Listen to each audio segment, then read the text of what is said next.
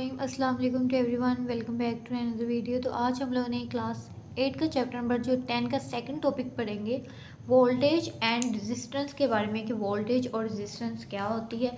हमने फर्स्ट पढ़ा था इलेक्ट्रिक करंट के यानी इलेक्ट्रिक का जो फ्लो है वो बहाव किस तरह के उसके बारे में पढ़ा था, करंट के बारे में। ठीक है, तो आज हम लोग पढ़ेंगे वोल्टेज एंड रेजिस्टेंस। तो वीडियो देख स्टार्ट करने से पहले से मैं आपसे कहूँगी कि आप मेरे जो यूट्यूब चैनल मान स्टडी से ज़्यादा सब्सक्राइब करें और टिकटॉक अकाउंट को ज़्यादा फॉलो करें। जितना आप लाइक करें उस तरह के डिफरेंट वीडियोस आपको मिलेंगी। तो वोल्टेज एंड रेजिस्टेंस क्या होता है? उन्होंने कहा है कि the ability of an electrical source, ऐसी उनका एबिलिटी यानी इलेक्ट्रिक सोर्स ऐसा ज़रिया, एबिलिटी यानी इलेक्ट्रिक सोर्स का ऐसा ज़रिया, इलेक्ट्रिक सोर्स ऐसी एबिलिटी है जो पुश करती है। उसके अंदर उन्होंने कहा है कि सिंपल सी बात यह आ जाती है कि इलेक्ट्रिकल सोर्स यानी इसे बैटरी भी कहते हैं और इसे सेल भी कहते हैं। इसके अंदर ऐसी एबिलिटी है कि ये सेल को इलेक्ट्रिक चार्ज के ऊपर जो है उसे पुश करती है और ये डिपेंड किसके ऊपर होती है?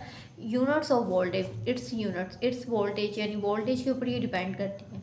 And the ability of an electric source यानी इसके अंदर इलेक्ट्रिक सोर्स के अंदर ऐसी एबिलिटी है जिसे हम बैटरी और सेल कहते हैं। ये पुश करती है इलेक्ट्रिक चार्ज को, जो इलेक्ट्रिक चार्ज वो किसके ऊपर निसार करता है, डिपेंड करता है इसके वोल्टेज पे। तो आपसे बाद में पूछ सकते हैं कि इसकी वोल्टेज की डेफिनेशन क्या था, बता सकते हैं the ability of electric source battery और push the electric charge depends on the voltage. तो ये इसकी डेफिनेशन है, ये भी बहुत ज़्यादा इंपॉर्टेंट है। इसकी डेफिनेशन वोल्टेज की भी बहुत इंपॉर्टेंट, वेरी वेरी इंपॉर्टेंट। और जो मैंने आपको ऊपर बताई थी इलेक्ट्रिक करंट की एमीटर, ये भी बहुत इंपॉर्टेंट है। इसकी डेफिनेशन बहुत ही शॉर्ट्स में भी आ सकते हैं, तो आपने शॉर्ट्स के लिहाज से अच्छे से याद करनी है। आगे the voltage of an electrical energy source, उनका द वोल्टेज यानी वोल्टेज का इलेक्ट्रिक एनर्जी जो है वो एक ऐसा सोर्स, ऐसा ज़राया है बैटरी सेल का। ये किसके लिए यूज़ होता है? इसके अंदर ये एबिलिटी है कि ये इलेक्ट्रिक करंट को, चार्ज के इलेक्ट्रिक करंट को क्या करते हैं? मेजर करते हैं। ये वोल्टेज जो है, voltage of electrical energy source battery cell is measured to ability push the electric charge in electric current.